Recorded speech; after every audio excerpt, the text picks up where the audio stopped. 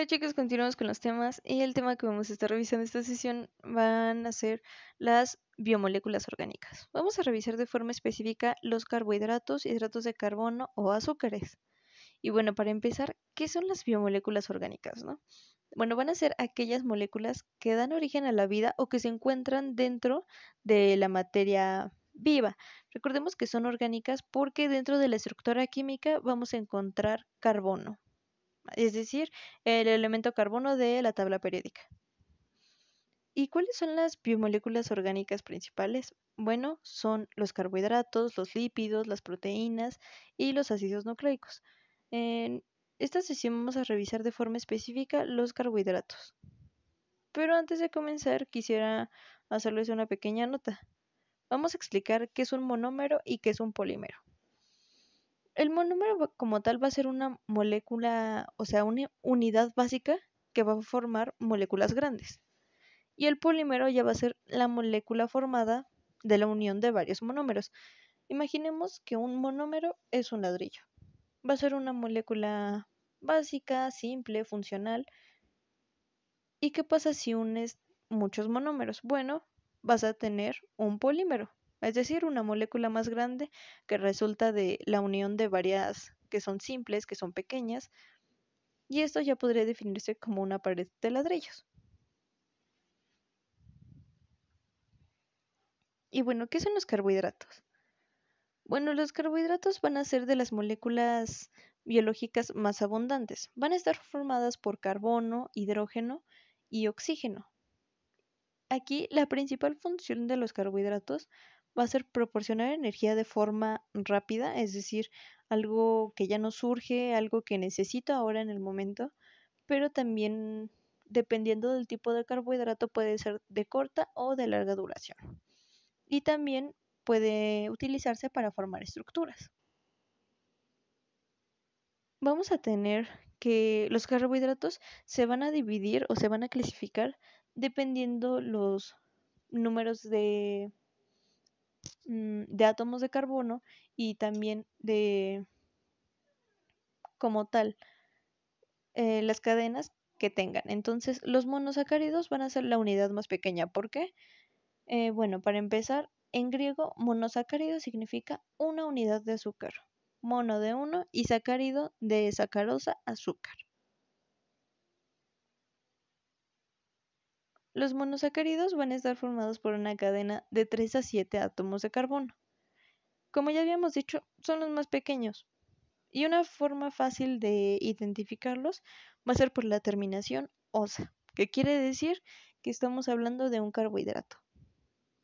Y de acuerdo con el número de átomos de carbono, se les va a otorgar un nombre. Es decir, si la cadena tiene 3 átomos de carbono, va a ser una triosa. Si tiene 4, va a ser una tetrosa. Si tiene 5, una pentosa.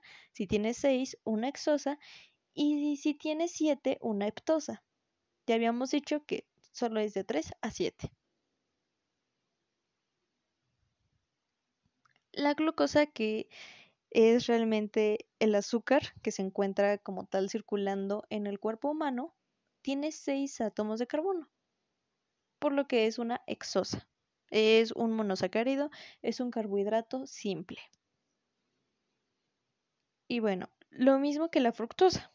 La fructosa también tiene 6 átomos de carbono. Entonces, ¿qué es? Una hexosa. ¿Y qué es la fructosa? Bueno, va a ser como tal el azúcar de las frutas. Les tengo aquí algunos ejemplos de monosacáridos.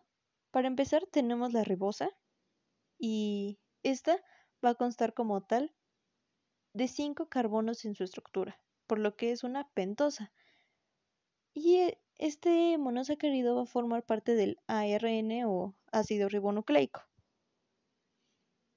Ahora, vamos a tener también la desoxirribosa. También tiene 5 átomos de carbono en su estructura, por lo que es una pentosa, y forma parte del ADN, que es una molécula de herencia. Tenemos la fructosa, ya habíamos dicho que es el azúcar de las frutas, que se encuentra en frutas como la naranja, la piña, el mango, que se encuentra también en la miel y que a veces se utiliza como edulcorante, es decir, como esa parte de agregar azúcar, pero realmente que no sea azúcar de caña, sino que sea un sustituto para que los refrescos tengan ese sabor dulce característico. Vamos a tener la glucosa, que ya habíamos dicho que era como tal el azúcar que iba circulando en nuestra sangre en el cuerpo. Y ya habíamos dicho que era una hexosa. ¿Por qué? Porque tenía 6 átomos de carbono. Tenemos la galactosa, también es una hexosa. ¿Por qué? Porque tiene 6 átomos de carbono y forma parte, aquí es importante poner atención, forma parte del azúcar de la leche. Tenemos los oligosacáridos. Y bueno, ¿cuáles son los oligosacáridos, no?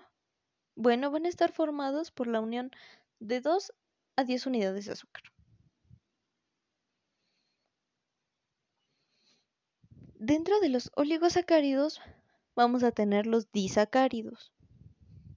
Y justamente nos dice que son un tipo de oligosacáridos. ¿Por qué? Porque aquí ya habíamos dicho que es la unión de 2 a 10 unidades de azúcar. Y aquí di 2. Entonces, ¿cuáles son los disacáridos? Bueno, los que están formados por 2 monosacáridos. Es decir, que los oligosacáridos son la unión de 2 hasta 10 monosacáridos y ya. No puede haber más de 10. Si hay una unión de 2 hasta 10 monosacáridos, es un oligosacárido. Y aquí, como son 2 monosacáridos, son llamados disacáridos. Por ejemplo, ya habíamos dicho que un monosacárido era la glucosa, el azúcar del cuerpo humano, y la fructosa, el azúcar de las frutas.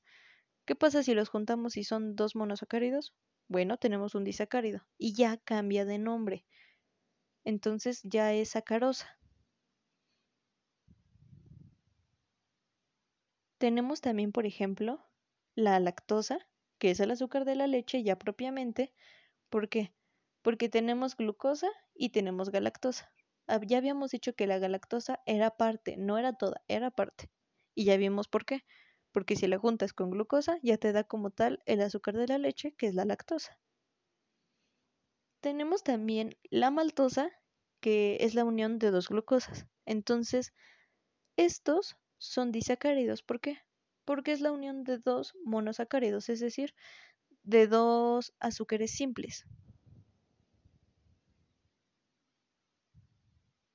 Tenemos los polisacáridos, es decir, ya son cadenas muy largas, o sea, a partir de 11 en adelante, o sea, demasiadas, ¿no? Son cadenas demasiado largas de unidades de monosacáridos. ¿Y por qué? Bueno, tenemos como ejemplo el glucógeno.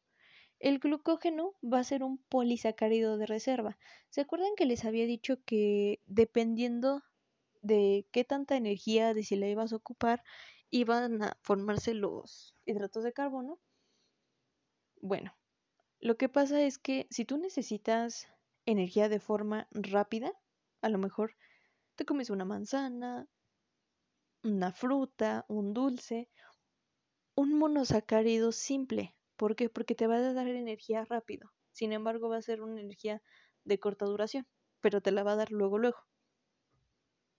Pero ¿qué pasa si a lo mejor estás consumiendo mucha energía, pero no la vas a ocupar toda? Ah, bueno, entonces, como no la vas a ocupar, pero en algún momento la vas a llegar a ocupar, lo vamos, digamos, como a guardar, ¿no? Lo vamos a mandar a la reserva.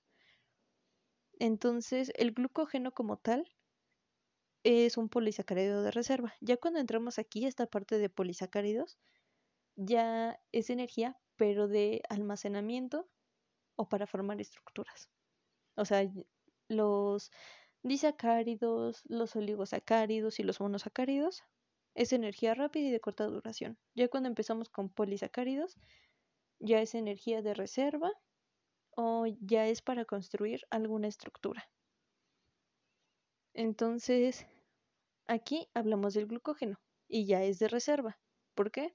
Porque como no estamos utilizando toda la energía, la vamos a llevar al almacén, la vamos a guardar. Y bueno, Aquí nos dice que justamente se va a formar este polisacárido a través de la unión de muchos monosacáridos, de muchas unidades de glucosa, por ejemplo. Pero como no disponemos de tanto espacio para estar guardando y guardando y guardando, ¿qué va a pasar? Bueno, la tenemos que compactar. Así, si en algún momento llegas a necesitar energía, así sea una mínima parte que te dé como tal de glucógeno, va a tener mucha energía y va a ser muy bien aprovechada. ¿Y cómo se van a compactar o cómo se van a unir demasiados monosacáridos? Bueno, mediante un enlace alfa-glucosídico, que es propiamente el que las une y el que las compacta. Y bueno, para que me entiendan mejor, vamos a explicar, ¿no? ¿Cómo funciona el glucógeno? Bueno, vamos a imaginar que desayunaste jugo de fruta, pan y mermelada, ¿no? Entonces, son alimentos que contienen gran cantidad de azúcar, por lo tanto, gran cantidad de energía. Entonces, la energía, la glucosa empieza a circular por tu sangre. Pero como en este momento no necesitas tanta energía, como realmente no vas a hacer una actividad, a lo mejor ejercicio, vas a cargar cosas pesadas o vas a estar trabajando arduamente, algo así, como no necesitas tanta energía, la vas a guardar para más tarde, la vas a llevar al almacén, ¿no? A la reserva, como habíamos dicho, que es el glucógeno propiamente. Entonces ahora imaginemos que ya han pasado un par de horas, estás en tu trabajo, pero no has tenido oportunidad de salir a comer. ¿Qué pasa? Bueno, que la glucosa que circula en tu sangre va a empezar a disminuir. ¿Por qué? Porque ya se está utilizando y necesitas otra vez comer, ¿no? Y como no has tenido oportunidad de comer, ¿qué va a pasar? Ah, bueno, pues tu cuerpo se acuerda que tenías reserva, que tenías glucosa ahí guardada. Entonces, ¿qué va a hacer? Le va a decir al hígado, oye, necesito energía, ya no tenemos tanta glucosa, y el hígado como tal va a liberar el glucógeno. Entonces, va a liberar otra vez la glucosa que tenía almacenada por ahí, que tú habías guardado, y puedes seguir haciendo tus actividades. Si esto no pasara, te podrías desmayar. Eso siendo como lo mínimo.